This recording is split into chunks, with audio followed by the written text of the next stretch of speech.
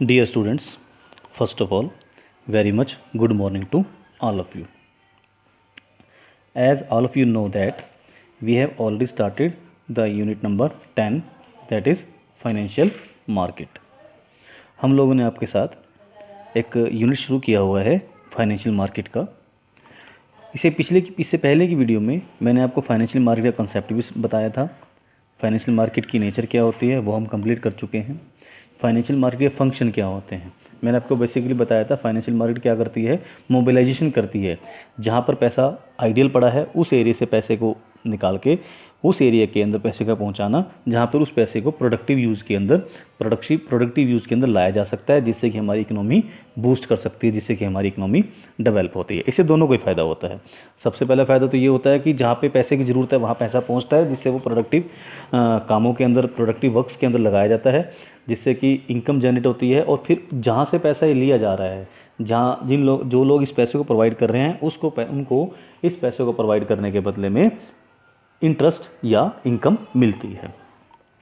ये सारे टॉपिक हम कर चुके हैं।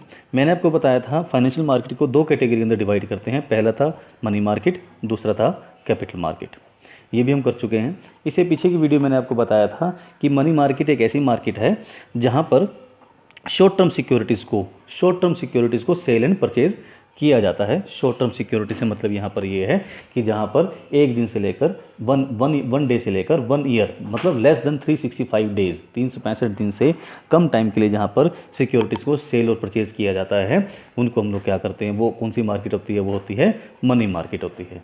इनफैक्ट अगर हम और डिटेल से बात करें तो मनी मार्केट के अंदर बेसिकली कंपनी अपनी शॉर्ट टर्म रिक्वायरमेंट्स को, जब उनको पैसा एक साल से कम टाइम के लिए चाहिए होता है, मान लीजिए वो 10 दिन के लिए चाहिए, 15 दिन के लिए चाहिए, 2 महीने के लिए चाहिए, 6 महीने के लिए चाहिए, इतने टाइम के लिए अगर उनको पैसे की ज़रूरत होती है तो वो उसके लिए मनी मार्केट को अप्रोच करते हैं। मनी मार्केट के अंदर उनको इस तरह के पैसे, इस तरह की फाइनेंस की रिक्वायरमेंट उनकी पूरी हो जाती है।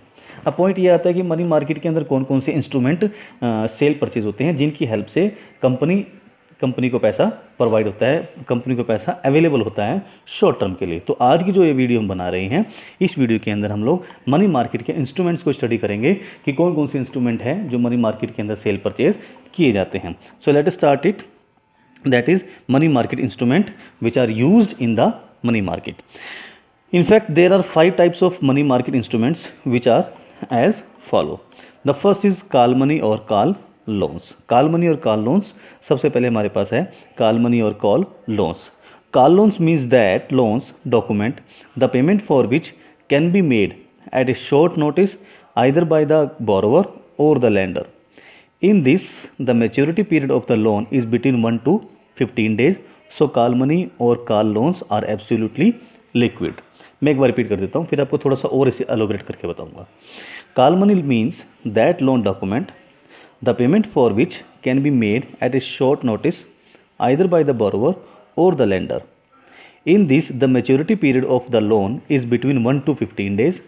सो कॉल मनी और call loans are absolutely liquid. In fact जो कॉल मनी और कॉल लोन्स हैं ये बड़े शॉर्ट टर्म के लिए डिमांड किए जाते हैं। इनकी जो रेंज है वो 1 दिन से लेकर 15 दिन के बीच में ही इनको यूज़ किया जाता है।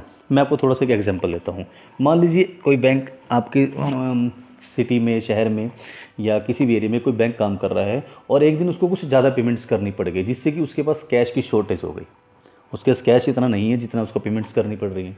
इस केस में क्या करता है, किसी दूसरे बैंक से कॉन्टैक्ट करता है टेलीफोनिकली कि मुझे इतने रुपए चाहिए, जिससे कि वो 1, 2 या 3 दिन के अंदर वापस कर देगा। और वो वहाँ से अपने फंड्स दूसरे बैंक से पैसा अरेंज कर लेता है और अपनी पेमेंट्स कर देता है। And with in 2 to 3 days जो पहले वाला बैंक है वो दूसरे वाले बैंक को पैसा वापस कर भी देता है। कॉल मनी, इसलिए इसको क्या कहते हैं, कॉल मनी या कॉल लोन्स कहते हैं। और सबसे बड़ी बात क्या है, इसकी जो डीलिंग है वो नॉर्मली टेलीफोन पे ही हो जाती है और ये एब्सोल्युटली लिक्विड नेचर के होते हैं, क्योंकि ये with in very few days, 1 day, 2 day, 3 days के लिए ही डिमांड किए जाते हैं और इनको इमीडिएटली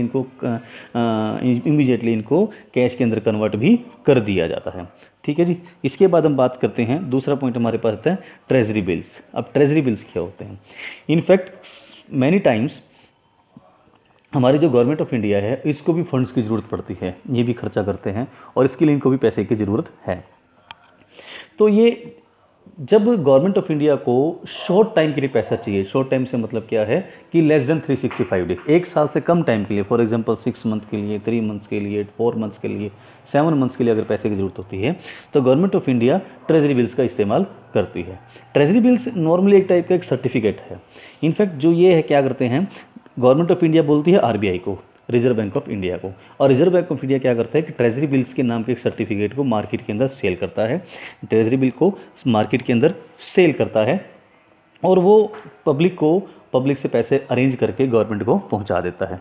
ट्रेजरी बिल के अंदर ही सब तरह की conditions, money, earnings, in fact all this things, उसमें रिटर्न कितना होगा, कितना पैसा मिलेगा, कितना प्रॉफिट होगा इन्वेस्टर को, ये सारा इसके अंदर मेंशन किया जाता है और क्लियर होता है। इनफैक्ट थोड़ा सा अगर इसके सेल प्रोसीजर की बात करें ट्रेजरी बिल्स की बेचने की, तो नॉर्मली जब बात करें तो ट्रेजरी बिल्स क्या होते हैं, जीरो कूपन बॉन्ड्स होते हैं। तो एक थोड़ी नई टर्म आई है जीरो कूपन बॉन्ड, मैं थोड़ा सा इसको और एलोबरेट करता हूँ। जीरो कूपन बॉन्ड होता क्या है? इनफैक्ट जो ट्रेजरी बिल्स होते हैं वो एक पर्टिकुलर डिस्काउंट के ऊपर इशू किए जाते हैं। फॉर एग्जांपल आरबीआई ने एक 2 लाख रुपए का एक ट्रेजरी बिल इशू किया 3 मंथ का, कि 3 मंथ्स के बाद जो कोई भी इन्वेस्टर जो इस ट्रेजरी बिल को खरीद रहा है, इन्वेस्टर जो इस ट्रेजरी बिल को खरीद रहा है और 2 लाख रुपीज़ आरबीआई को दे रहा है, तो आरबीआई ये प्रॉमिस करती है कि 3 महीने के बाद आरबीआई उस इन्वेस्टर को 2 लाख रुपये देगी, राइट। लेकिन यहाँ पे प्रॉफिट कहाँ गया, प्रॉफिट कैसे मिलेगा इन्वेस्टर को? तो आरबीआई क्या करती है, जो 3 महीने के बाद 2 लाख रुपए देने का प्रॉमिस करती है, तो आरबीआई जब उसको इशू कर रही है, मतलब आज की डेट में, प्रेजेंट डेट में, आरबीआई उसके ऊपर एक डिस्काउंट देती है। फॉर एग्जांपल आरबीआई कहती है कि आज आप हमें 1,90,000 रुपीज़ दीजिए, हम आपको 3 महीने बाद 2 लाख रुपये आपको पे कर देंगे। मिनटू से जो ये डिस्काउंट दिया गया 10,000 रुपये का, this is actually income profit for the investor, कि इन्वेस्टर ने आज 1,90,000 रुपये आरबीआई को दिए by purchasing the treasury bill, और after 3 months he will get ₹2 lakh from RBI, and the difference is 10,000 rupees, वो उसकी इनकम होगी, वो उसका प्रॉफिट होगा। इस तरह से आरबीआई ट्रेजरी बिल्स को सेल करता है। Hopefully it is clear to all of you. और treasury bill maximum to maximum 1 year तक के हो सकते हैं, उससे ज़्यादा के ट्रेजरी बिल नहीं होते। नॉर्मली जो ट्रेजरी बिल की रेंज होती है वो 15 डेज से लेकर 365 डेज तक की होती है। थर्ड पॉइंट की बात करें कमर्शियल बिल्स। कमर्शियल बिल क्या है? अकाउंट्स में भी एक लेसन आपका आता है बिल्स ऑफ एक्सचेंज, उसमें भी ये पूरा +1 की बुक के अंदर ये क्लियर हुआ है कमर्शियल बिल्स के बारे में। जो बिल्स ऑफ एक्सचेंज वाला टॉपिक होता है वही उनको ही हम कमर्शियल बिल कहते हैं। मैं थोड़ा सा इसको एक्सप्लेन करता हूँ। ट्रेड बिल्स और accommodation bills are bills drawn by one business firm on another. These are common instrument used in credit purchase and sale. These have short term maturity period, generally 90 days, maximum 90 days. मैं repeat कर रहा हूँ इसको। Trade bills are, accommodation bills are bill drawn by one business firm on another. These are common instrument used in credit purchase and sale. These have short term maturity period, generally 90 days. In fact commercial bill क्या होता है, मैं इसको थोड़ा और अच्छे से explain करता हूँ। कमर्शियल बिल क्या होता है? कमर्शियल बिल जो है, एक बिजनेसमैन जब किसी दूसरे बिजनेसमैन को गुड्स सेल करता है तो वो एक बिल्स ऑफ एक्सचेंज को लिखता है। मान लीजिए ए एक बिजनेसमैन है, उसने बी को गुड्स सेल करी हैं। ए एक बिजनेसमैन है, उसने गुड्स सेल करी बी को 50,000 रुपये की, 50,000 रुपीज़ की, और ये डिसाइड हुआ कि बी जो है वो 3 मंथ्स के बाद ए को 50,000 रुपीज़ पे कर देगा, राइट। ये हमारा एक बिल्स ऑफ एक्सचेंज बन गया, जिसको कमर्शियल बिल का नाम भी दिया जाता है। अब बी जो पैसे देगा वो आफ्टर 3 मंथ देगा। अब ए को अगर पहले पैसे की ज़रूरत है तो ए उस बिल को, that is called commercial bill, that is also called bills of exchange, उस बिल को बैंक से जाके डिस्काउंट करवा सकता है। मतलब बैंक से जाके, एक बैंक अगर ए को पैसे की ज़रूरत है तो बी तो 3 महीने के बाद पैसे देगा, तो ए को अगर पैसे की ज़रूरत है तो वो व्यक्ति ए जो है वो बिल को बैंक में लेके जा सकता है, और बैंक उसके ऊपर एक particular interest, for example 1,000-2,000 rupees deduct करके बाकी के अमाउंट को क्या कर देगा, ए को वापस कर देगा, ए को दे देगा। अब वे ए को बिफोर टाइम एमरजेंसी में हेल्प हो गई कि उसको उस बिल के अगेंस्ट पैसे मिल गए। जब ड्यू पीरियड आएगा, ड्यू डेट आएगी, ड्यू डेट के बाद बी जो है उसकी पेमेंट 50,000 रुपीज़ बैंक को पे कर देगा। तो this is called commercial bill. Short term के अंदर इस तरह से बिजनेसमैन इस तरह की बिल्स की हेल्प से अपना काम चला सकते हैं, या उनको कह सकते हो कि उनके पास मनी की अवेलेबिलिटी हो जाती है। फोर्थ पॉइंट की बात करते हैं, that is called commercial paper. In fact commercial paper क्या होता है?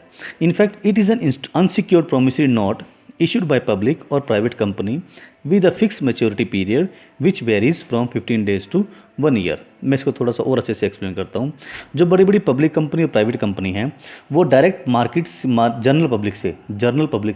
पब्लिक से लोन लेती है शॉर्ट रन के लिए बिटवीन 15 डेज टू 1 ईयर, 15 दिन से लेकर 1 साल तक के बीच के लिए लोन लेती हैं। और इसके लिए वो क्या करती है, कॉमर्शियल पेपर इशू करती हैं जिसके ऊपर क्लियर लिखा होता है कि कंपनी इतने दिन के लिए पैसा कंपनी को चाहिए और उसके बदले में कंपनी एक particular rate of interest investor को प्रोवाइड करेगी। इसमें जो पॉइंट ये है कि कंपनी इस लोन के अगेंस्ट किसी भी तरह की कोई सिक्योरिटी कंपनी नहीं रखती। मतलब इस तरह की क्या एक अनसिक्योर्ड लोन है। पब्लिक जो इन्वेस्टर जो पैसा इन्वेस्ट कर रहा है उसको इस इन्वेस्टमेंट के लिए कोई सिक्योरिटी की गारंटी नहीं दी जाती। तो नॉर्मली जो बहुत बड़ी बड़ी रेपुटेड कंपनी होती हैं, बहुत बड़ी बड़ी कंपनियां हैं जिनकी क्रेडिट वर्दीनेस बहुत हाई है, नॉर्मली वही कंपनी कॉमर्शियल पेपर्स को मार्केट के अंदर सेल कर पाती हैं। जो छोटी छोटी कंपनी है, नॉर्मल कंपनीज हैं, वो कंपनी अपने कॉमर्शियल पेपर को मार्केट के अंदर सेल नहीं कर पाती हैं। लास्ट पॉइंट इसके अंदर आता है that is called certificate of deposit. Certificate of deposit क्या है? It is a time deposit which can be sold in the secondary market. Only a bank can sold commercial deposits. It can be transferred easily. The time commercial deposit ranges from 91 days to 1 year.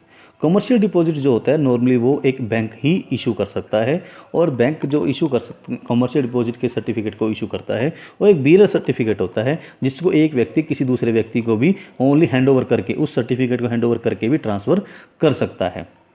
ये एक negotiable instrument होता है और normally जो bank जो ये issue करता है सर्टिफिकेट ऑफ डिपॉजिट, ये तब इशू करता है जब किसी कंपनी का पैसा उस बैंक के अंदर, जितना पैसा उस बैंक के अंदर डिपॉजिट होगा उतने पैसे के लिए एक सर्टिफिकेट ऑफ डिपॉजिट वहाँ पर इशू कर दिया जाता है।